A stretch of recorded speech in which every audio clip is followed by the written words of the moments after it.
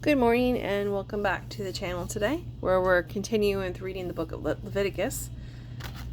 But before we begin the next chapter, our prayer. Father, as I read it and receive your word, may it deeply be rooted in me, so when difficulty comes, it will be your word that encourages and strengthens me. So we're at chapter 13 today, and might only be chapter 13 because this is a long chapter from what I'm looking at. So we're going to start. Contagious skin diseases is chapter 13. The Lord said to Moses and Aaron, if some of the people notice a swelling or a rash or a shiny patch on their skin that develops into a contagious skin disease, they must be brought to Aaron the priest or one of his sons. The priest will then examine the affected area of the person's skin. If the hair is in the affected area has turned white and appears to be more than skin deep, then it is contagious skin disease, and the priest must pronounce the person ceremonially unclean. But if the affected area of the skin is white but does not appear to be more than skin deep, and if the hair in the spots has not turned white, the priest will put the infected person in quarantine for 7 days. On the 7th day, the priest will make another examination. If the affected area has not changed or spread on the skin, then the priest will put the person in quarantine for 7 more days. The priest will examine the skin again on the 7th day. If the affected area has faded and not spread, the priest will pronounce the person ceremonially clean. It was only a temporary rash. If after washing the clothes, the person will be considered free of disease. But if the rash continues to spread, after this examination and pronouncement by the priest, the infected person must return to be examined again. If the priest notices that the rash has spread, then he must pronounce this person ceremonially unclean, for his contagious skin disease. Anyone who develops a contagious skin disease must go to the priest for an examination. If the priest sees that some hair has turned white and an open sore appears in the affected area, it is clearly a contagious skin disease, and the priest must pronounce the person ceremonially unclean. In such cases, the person need not be quarantined for further observation because it is clear that the skin is defiled by the disease. Now suppose the priest discovers after his examination that a rash has broken out all over someone's skin, covering the body from head to foot. In such cases, the priest must examine the infected person to see if the disease covers the entire body. If it does, he will pronounce the person ceremonially clean because the skin has turned completely white. But if any open sores appear, the infected person will be pronounced ceremonially unclean. The priest must make this pronouncement as soon as he sees an open sore, because open sores indicate the presence of contagious skin disease. However, if the open sores heal and turn white, like the rest of the skin, the person must return to the priest. If after another examination the affected areas have indeed turned completely white, then the priest will pronounce the person ceremonially clean. If anyone has had a boil on the skin that has started to heal, but a white swelling or a reddish white spot remains in its place, the person must go to the priest to be examined. If the priest finds the disease to be more than skin deep, and if the hair in the affected area has turned white, then the priest must pronounce that person ceremonially unclean. It is a contagious skin disease that has broken out in the boil. But if the priest sees that there is no white hair in the affected area, and if the person in quarantine doesn't appear to be more than skin deep and has faded, then the priest is to put the person in quarantine for 7 days. If during that time the affected area spreads on the skin, the priest must pronounce the person ceremonially unclean, because it is a contagious skin disease. But if the hair grows no larger and does not spread, it is merely the scar from the boil, and the priest will pronounce that person ceremonially clean.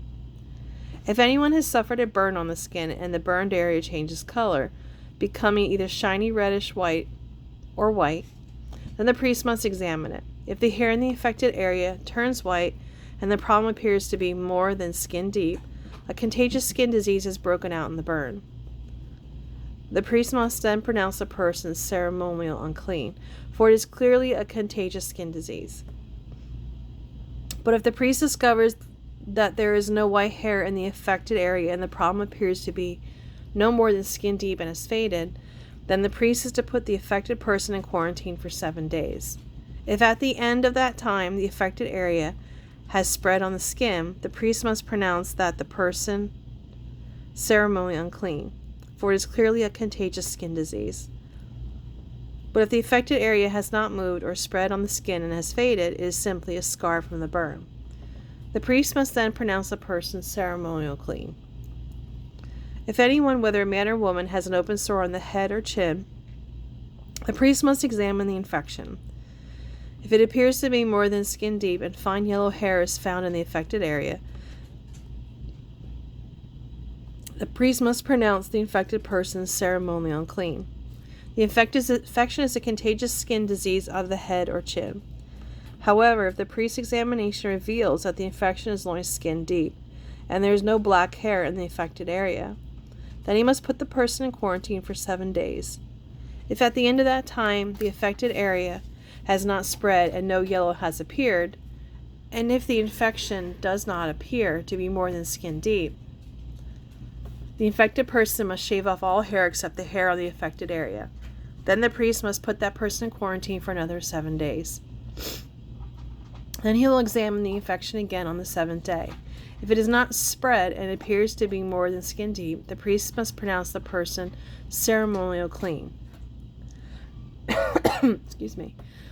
After washing clothes, that person will be clean. But if the infection begins to spread after the person is pronounced clean, the priest must do another examination. If the infection is spread, he must pronounce the infected person ceremonially unclean, even without checking for yellow hair. But if it appears that the infection has stopped spreading and black hair has grown in the infected area, then the infection has healed. The priest will then pronounce the infected person ceremonially clean. If anyone, whether a man or a woman, has shiny white patches on the skin, the priest must examine the infected area. Excuse me. If the patch is only a pale white, this is the harmless skin rash and the person is ceremonially clean.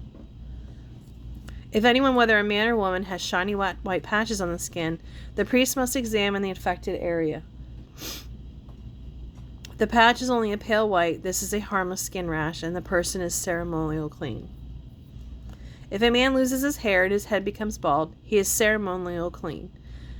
If he loses hair on his forehead, he simply has a bald forehead.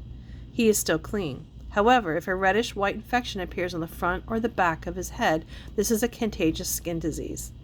The priest must examine him, and if he finds swelling around the reddish-white sore, the man is infected with a contagious skin disease and is unclean. The priest must pronounce him ceremonially unclean because of the infection. Those who suffer from any contagious skin disease must tear their clothing and allow their hair to hang loose. Then, as they go from place to place, they must cover their mouth and call out, "Unclean, unclean." As long as the disease lasts, they will be ceremonially unclean and must live in isolation outside the camp. Treatment of contaminated clothing. Now suppose an infectious mildew contaminates some woolen or linen clothing, some woolen or linen fabric, the hide of an animal, or anything made of leather. If the affected area of the clothing, the animal hide, the fabric, or leather, has turned bright green or reddish color, it is contaminated with an infectious mildew and must be taken to the priest to be examined. After examining the affected spot, the priest will put it away for 7 days. On the 7th day, the priest must inspect it again. If the infected area has spread, the material is completely contaminated by an infectious mildew and is unclean. The priest must burn the linen or wool clothing or the piece of leather because it has been contaminated by the infectious mildew. It must be completely destroyed by fire.